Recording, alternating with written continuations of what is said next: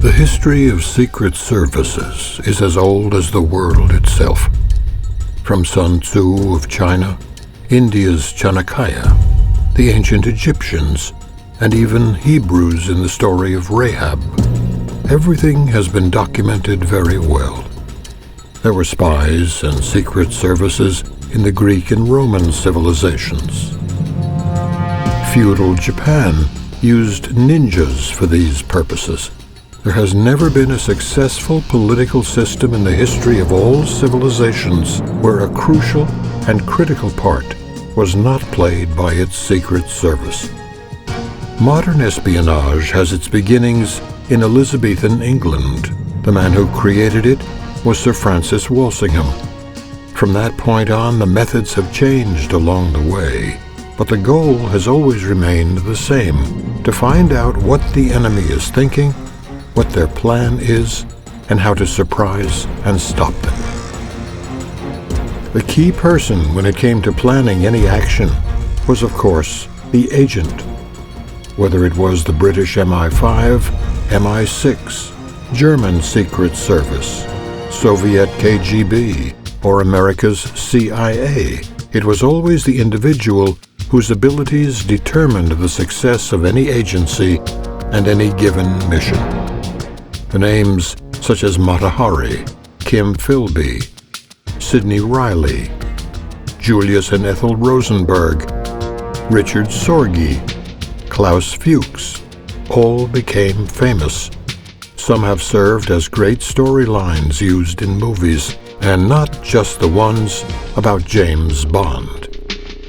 The secret activities, and many, oftentimes never proven, stories about unbelievable actions which genuinely occurred, sounded like familiar stories seen in films.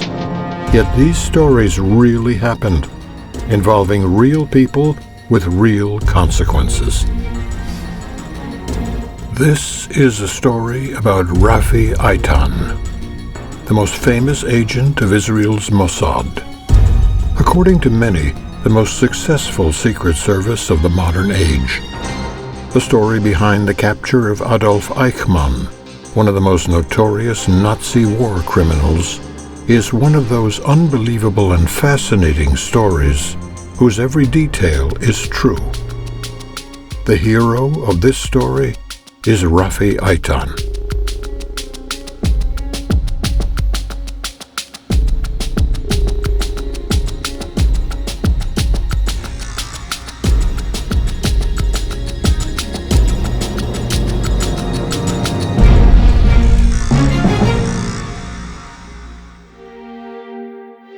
Rafi Eitan was born in one of the most famous kibbutz in Israel called En Harod in 1926. After serving in the Palmach, he joined the secret services, and at that time the Mossad and the Shabak were a united organization. He was the first commander, the first leader of the operation units. In the early stages of the State of Israel, technological-wise, budget-wise, it was very, very poor. Rafi really is the founder of the very, very, very imaginatory operation unit of the Shabak and the Mossad. After less than 10 years, he was, of course, the leader of the Eichmana operation in Buenos Aires. That books were written on the operation, and it all is human and hand making. It's not something that you are telling, well, we had some technological cover and telephone cover, etc. It's all marching by foot, all thinking how to manipulate a very, very complicated operation in a foreign country that at that time wasn't the greatest friend of Israel. Catching him, holding him, And bringing him back to Israel was a genius operation headed or led by Rafi. Rafi Eitani is a symbol in our country. He is the man that he worked hard for the country, for the security. He was ready to give his life for the country, and everybody know in Israel who is Rafi Eitan. What I can tell you now, I salute to his generation, I salute his personally, and I graduate his life until 120, maybe if he want more. Rafi Eitan, first of all, I think is a man who loves life. He's a happy man by his nature, an optimistic person. Surprisingly, considering the fact that he is now over 90, he is as sharp and as focused as I remember him 35 years ago. He is a very smart, very calculated, very able man. After he retired from all his different positions over 25 years ago, he started business first in Cuba and then in Africa and many other countries. So you're talking about a very unique person, there is no question about it. He was a fighter, a great Zionist. He was a gentleman. Not only a Zionist, but a gentleman, which is, in my opinion, one of the most important factors and manners wherever he is, whether in Israel or elsewhere. He was and he is still a gentleman. My father came from Belarus in 1923, and my mother from Saratov on the Volga, Russia. Also the same year, they escaped through Baku, Tbilisi, Istanbul, and then Haifa, and they met on the way, and they came to Palestine at the time. They settled in a kibbutz with the name of Ein Harod. We are 4, 1 sister, 3 brothers, and all of us in Israel. I grew up in a village at the time was called Ir Shalom. Today it's called Ramat HaSharon. And at the time it was a very small village, isolated, about 100 families. Each family had something like 2, 3 hectares, 4 hectares of land, and my parents were farmers. The Israel at the time was Palestine. In my youth, we were roughly about 300,000 or 400,000 Jewish people in Palestine. The majority were Arabs, also not so many as today, but they were the majority. In practice, that was the beginning of establishing the road to be one day a Jewish state. The most important started from the Zionist organization in the 19th century. And then in the 20th century, 1917, came Balfour Declaration by the British Empire at the time that Jewish people has the right to establish their own state in Palestine that we, at the time, immediately called Eretz Israel. That means the land of Israel. In 1948, Ben-Gurion declared the independence of Israel, and he also agreed to divide the country into 2 states, Arab state and the Jewish state. but the Arabs didn't agree, and therefore in 1948 the war started. That 5 Arab countries fought against the Israeli settlements in Palestine at the time, and happily we won the war.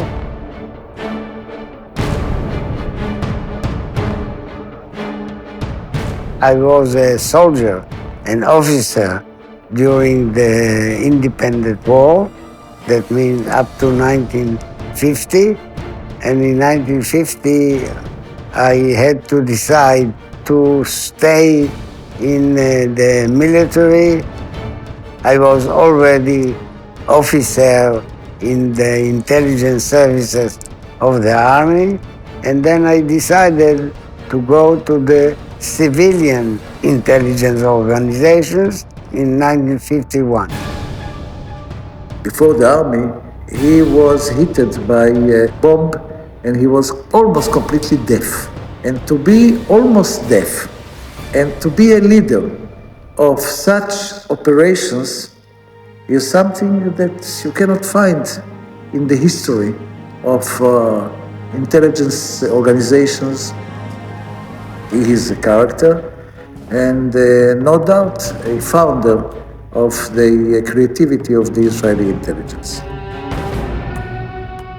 Despite the fact that he has long indebted Israel with his service to the country and its people, Rafi Eitan will forever be remembered by one of the most spectacular actions conducted in the history of secret services: the unbelievable surveillance, arrest, and transfer to Israel of one of the most notorious Nazis, Adolf Eichmann. Up to 1957, the Mossad and the Israeli Shabak, that means equivalent to British MI5, MI6, the Israeli organizations didn't do anything or almost anything to go to capture ex-Nazis.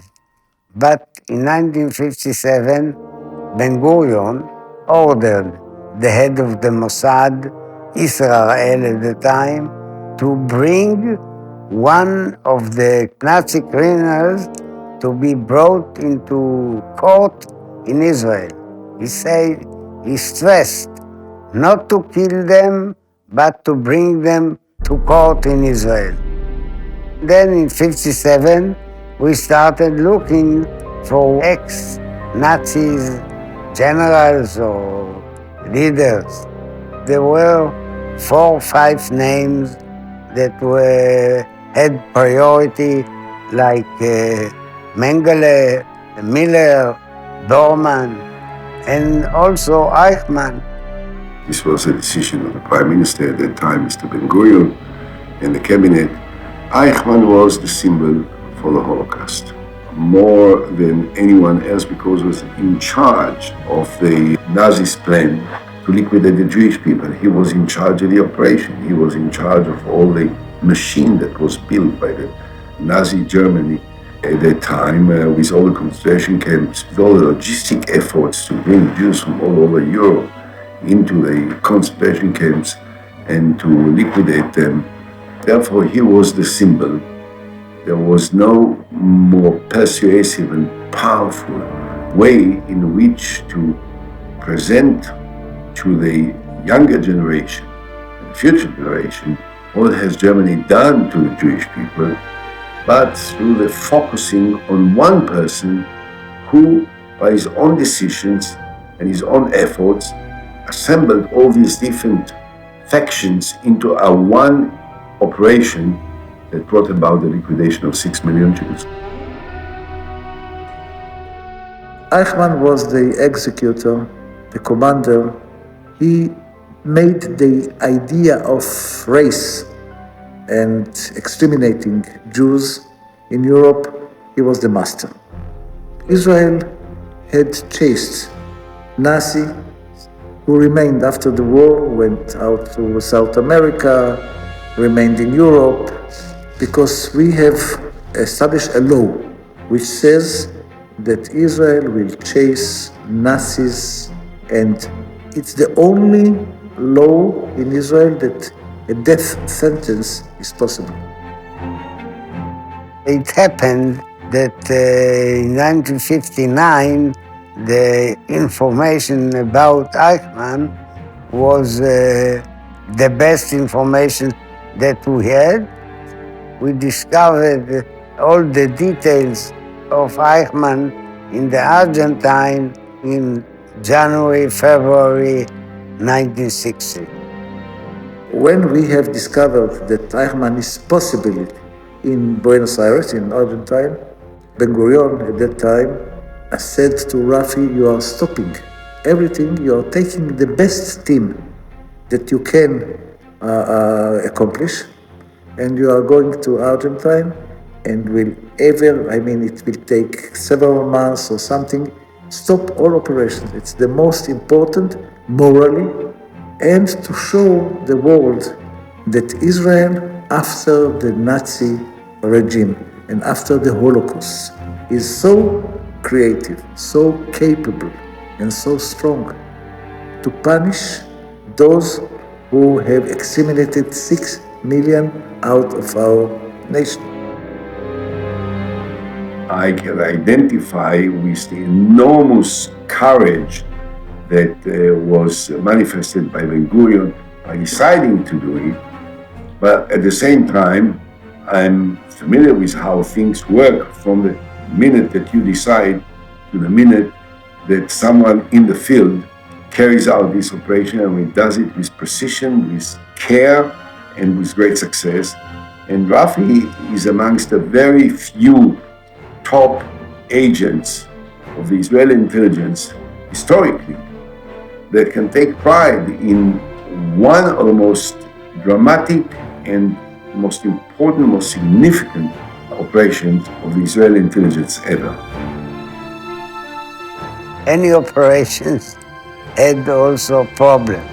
Of course, we had few problems, but at the end, we succeeded to overcome all the problems on the way, and it's a fact that we succeeded. During the Second World War, the partisans, especially in Eastern Europe, the Jewish partisans, also composed songs. And one of the songs said that in the future we shall win, and in the future our steps will be in freedom, and we could say, אנחנו פה. That means we are here. When I had the head of Eichmann on my knees in the car, I shook hand with my colleague, and I felt we are here. The Jewish people are here. Eichmann bringing to Israel was historical operation, and probably up to all operations that I took part, that the only one or the best one that will stay for history. Rafi's position was central. He was the guy that was the commander, the immediate commander, the field commander of the operation. He did it like he did many things, with courage, with professional ability of the highest order, no question about it, with great success. They identified Eichmann, they caught Eichmann, they took him into a secret base in Argentina, they coordinated the flight back. Nothing was known, no one could feel that there was something going on there until Ben-Gurion announced in the Knesset that Eichmann is in the hands of Israel. עליי להודיע לכנסת לפני זמן מה נתגלה על ידי שירותי הביטחון הישראלים אחד מגדולי פושעי הנאצים, אדולף אייכמן, האחראי יחד עם ראשי הנאצים על מה שהם קראו בשם הפתרון הסופי של בעיית היהודים.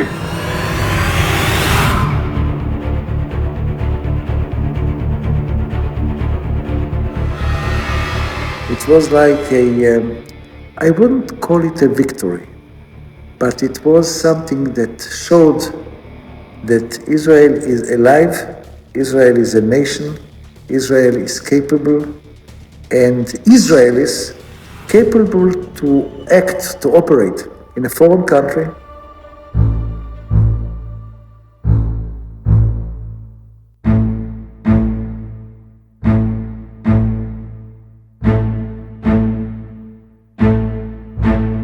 במקום זה, בו אני עומד לפניכם, שופטי ישראל, ללמד קטגוריה על אדולף אייכמן,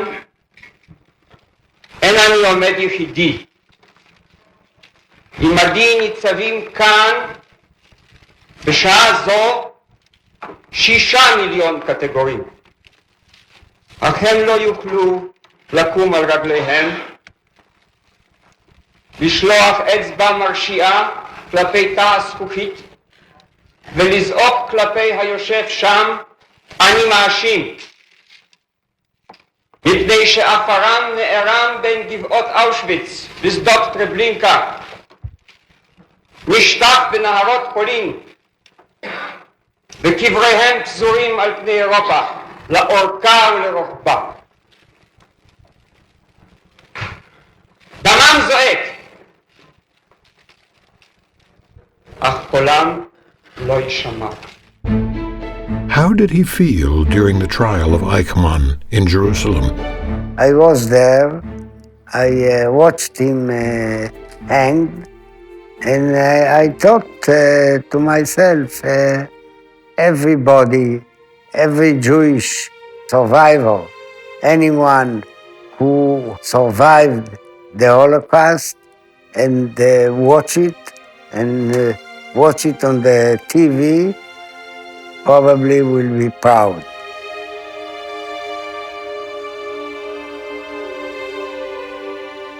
I think it was the only case that a man or someone was hanged in Israel. This was Adolf Eichmann, the Nazi. And this will always be remembered by every Israeli for generations to come. He was, in fact, the head of what we call the Holocaust, when 6 million Jews lost their life in concentration camps, in gas chambers in Europe. He was in charge of this operation. I think it's a historical event. I don't think that, from my recollection, anywhere in the history of mankind, 6 million people have been exterminated because of their belief, because of their religion, just because they were Jews. This was the only reason.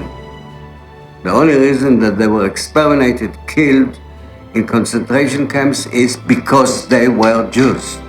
Never happened. And I hope that it will never happen in the future. And he was in charge of this operation, and no one can forget it, and no one will ever forget it.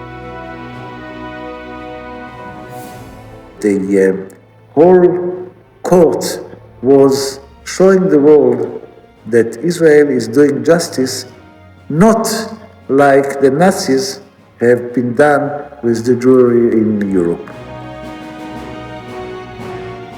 Adolf Eichmann is something unique because it represents all the Nazi forces. And the moment that he bring him into Israel is like Israel, we solved the problem with the Nazis. And he is the symbol that we can put him in the trial in Israel and Jerusalem, and after that to send him to the Mediterranean Sea.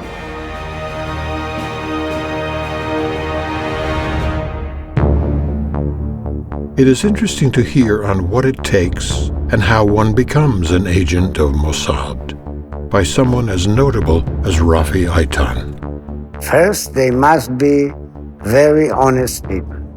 The first thing that I'm analyzing, looking to a new candidate, if he is really by nature a man with full honesty. It's not one or two or three kind of characters. You, for the Mossad, could have many, many kinds of people. The Mossad is a good service and has a lot of achievements, but to say the best, I wouldn't say it. One of the best. They're amongst the best in the world. The mythology is based on what is known and largely on what is speculated to have taken place, but without really knowing all the facts. A lot of this myth is built on mystery, on what you don't know. When things are known, it is much less exciting because you know all the facts. When you don't know, there is always a lot of room for rumors, for speculations, for guessing. Over the years, the Mossad was involved in many great events, some of which became known, and they nourished all the other things that are not known but that people speculate about.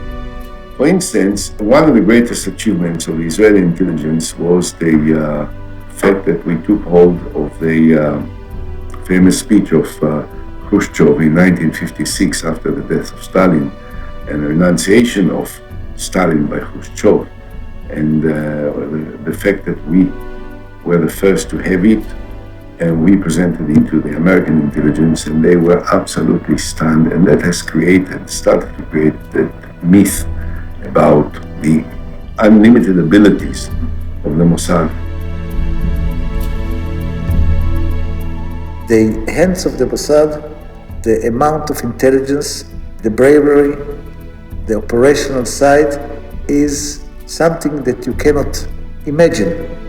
Of course, sometimes it's fantasies, but the truth is that the Mossad is quite capable, and the amount of partnership that other services want with the Mossad is very big. So it gives the Mossad a right range of cooperation all over the world.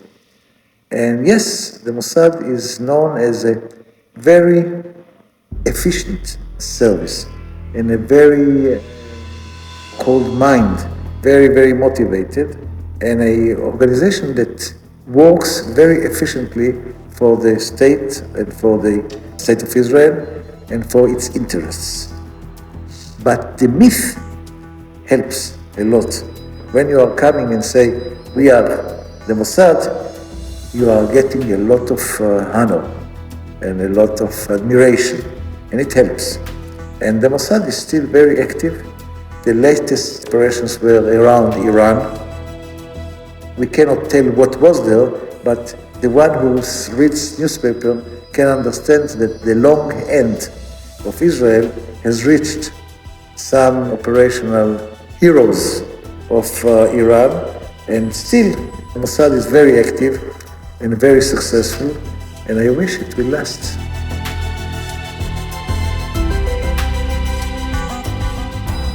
The Mossad or the intelligence services of any country today, the elements of security, without intelligence, without knowing what's happening in the fields of your enemies or in the fields even of your friends, I would say, it's very difficult to keep security for any country.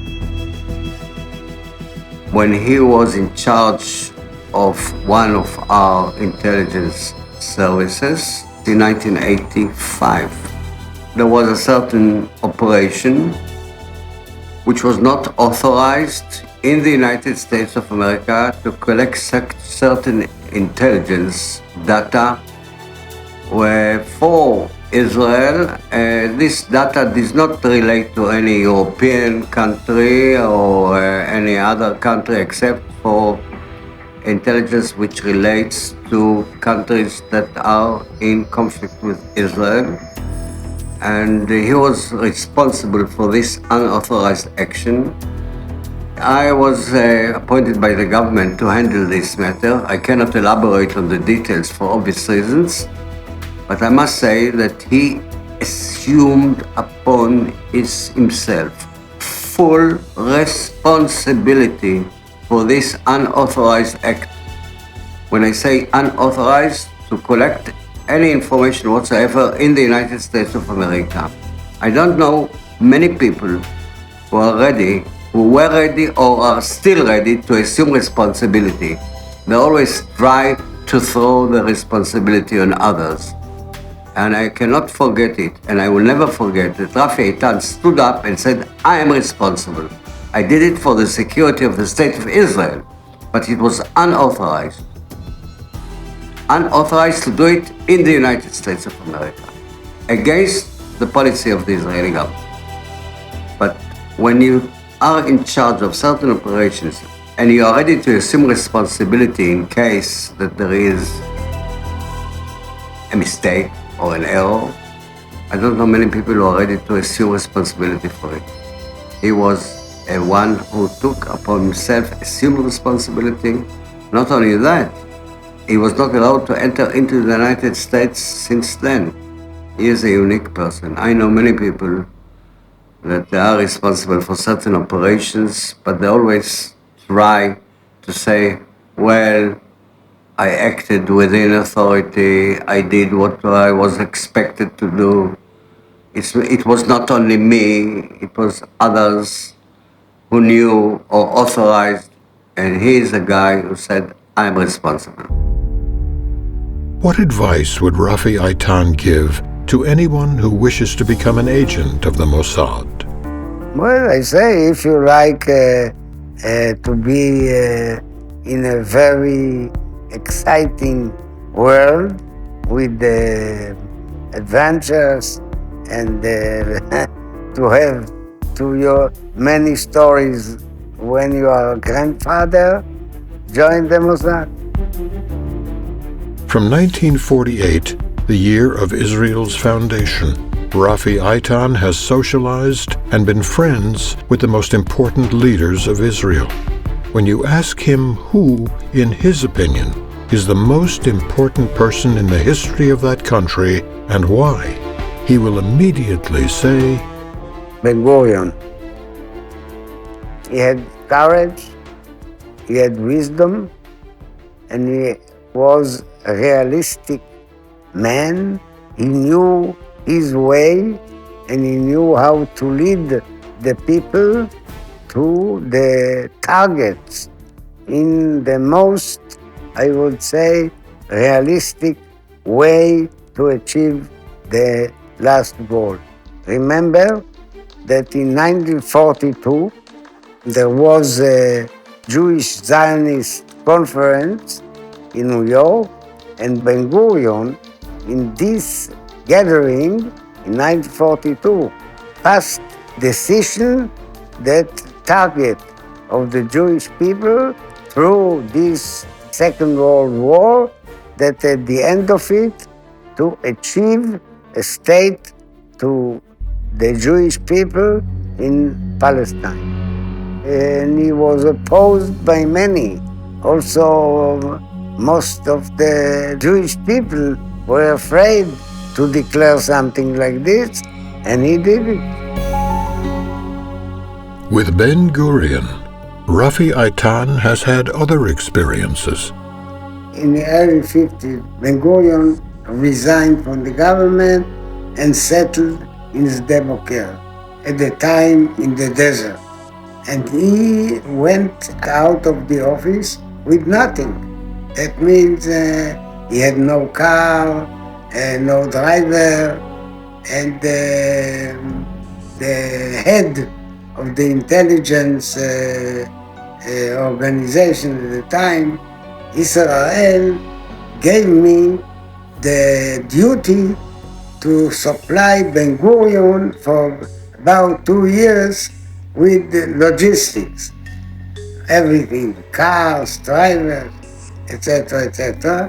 And many times, if he needed a driver, I was the driver. I was chatting with him up and down, up and down, and even later in life, in the 60s, 10 years later, I joined him to Burma, to study Buddhism. I was with him also.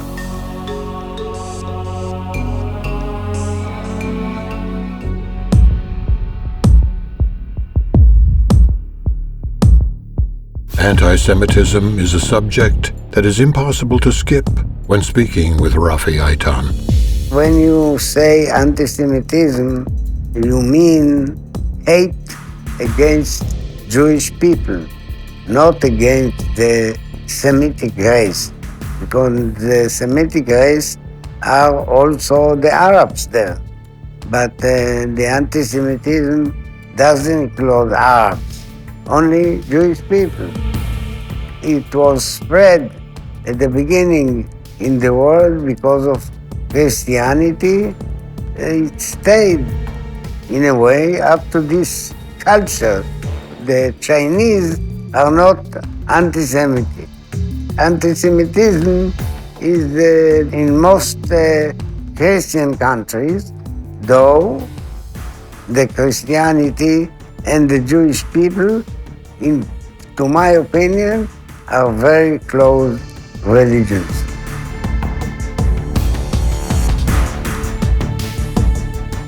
Rafi Eitan remains present in Israel and the world with his statements to the press. Many have commented on his statements about the immigrant situation plaguing Europe. The source of immigrations, at least in the last 10 years, were from Muslim countries to Europe. Most of the immigration. Though you had another kind of immigration from Burma to China or to India. I say that the family of the nations that have stability and some sort of democracy and some sort of logic minds, that means the European nations, the United States, including Russia, okay, and including India and including Japan or South Korea, they should establish some organization to deal with refugees.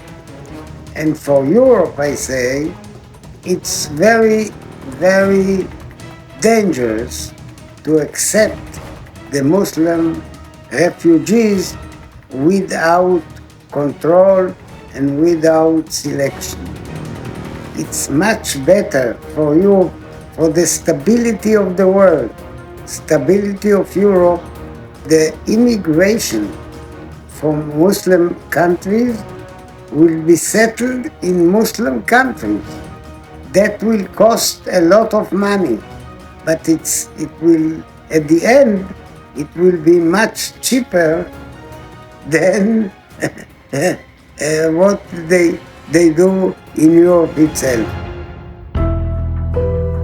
How Israel has managed to survive while being surrounded by so many enemies, and how it has become one of the most successful countries in the world, Rafi Eitan says, dedication and willingness and devoting all your energy, all your brains to establish the state and to protect it and to develop it.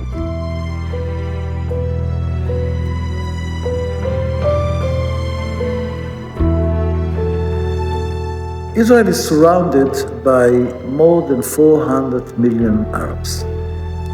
The majority of the Arabs are not accepting the fact or the right of Israel to exist. All along the history of Israel, from 48 till now, we are either surrounded by terrorist organizations. At the beginning, it was the Fatah and the Popular Front. After it became the Islamic terrorist organization. After it, it was Daesh, which is existing now. And we had fought till now, if I'm not mistaken, 5 very significant wars with Arab countries. So we have to survive under sword. We have to survive and to defend ourselves in our hands. Yes, it's true that the United States, at the beginning, even states in Europe, we have been helped by them.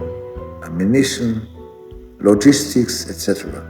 But the main work was done by ourselves. In order to survive, in order to live, in order to have normal life, you have to be on the watch 24 hours, 7 days a week. It was true in 1948 and it's true in 2018 now. The intelligence services are providing the materials, are providing I would say, the contents of what the army, the police, the Air Force, the Navy are busy with. And till now, in a very successful way, but we paid and we are paying a very, very expensive price. I don't know how to explain the myths of the Mossad in the eyes of others, but I would say that Israel fights for its life. And when you fight for yourself, for your life, and you believe in what you do, you have big achievements. So if you compare the Mossad or the Israeli other secret services to, let's say, to the British or American or English secret services, they are not a danger. Russia is not a danger. The United States of America is not a danger. Israel is a danger, day and night. Whilst we are speaking today, something can happen in 2 hours from now.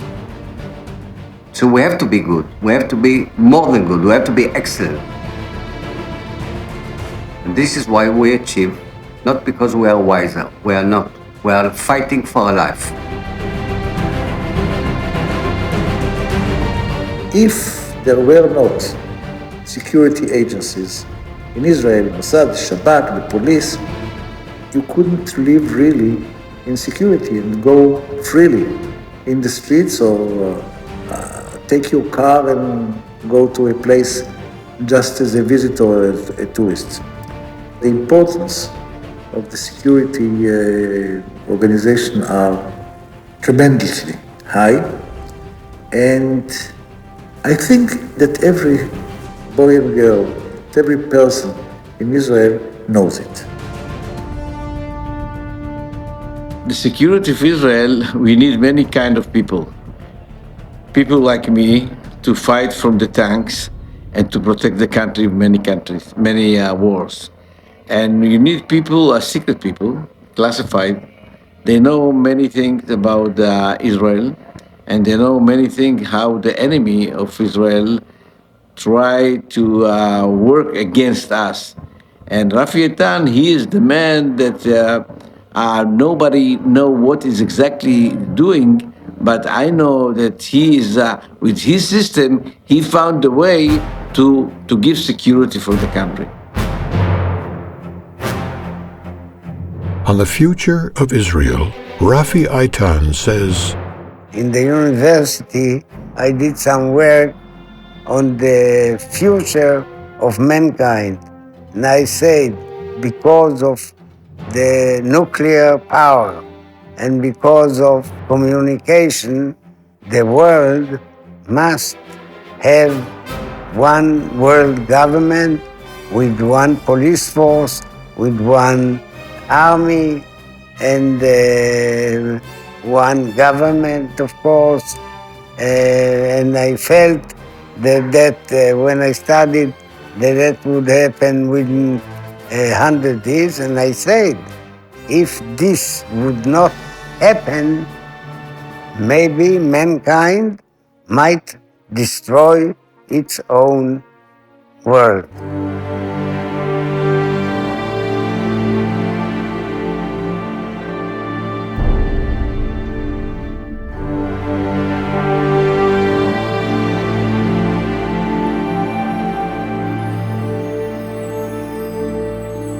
When someone lives through so much in one life, there is one inescapable question.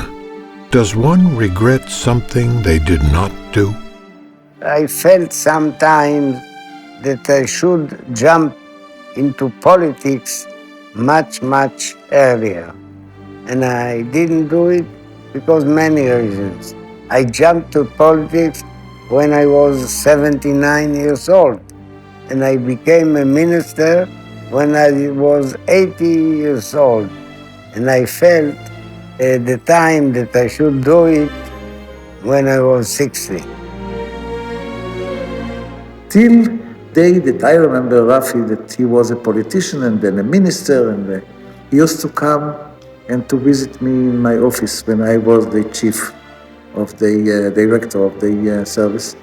And he didn't hear you, and he always was using his hands to reach my cigarettes. And I used to take the cigarettes back, and he's coming. I mean, he was really a character. Back in 2006, he has established a party by the name of Gil for Old People, and surprisingly, he got 7 members out of 120 members of the Israeli parliament, of the Israeli Knesset. He was a great friend of Ariel Sharon. Ariel Sharon was a hero for him, and he was a hero, Ariel Sharon.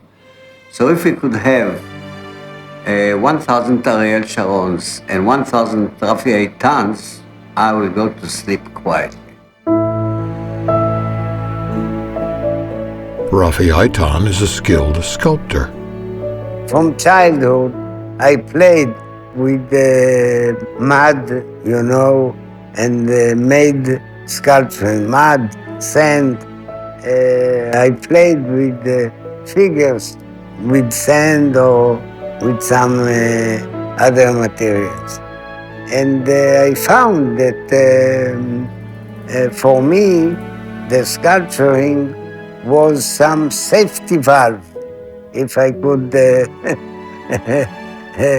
use these words, because my work was already, or in most of the time, under tension, and when I was sculptured, I freed the tension, and that I called the safety valve.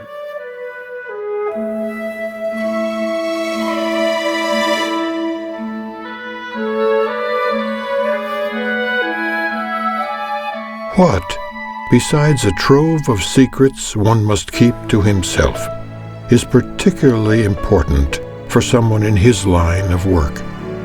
I have 3, 1 girl and 2 boys, and I have 7 grandchildren.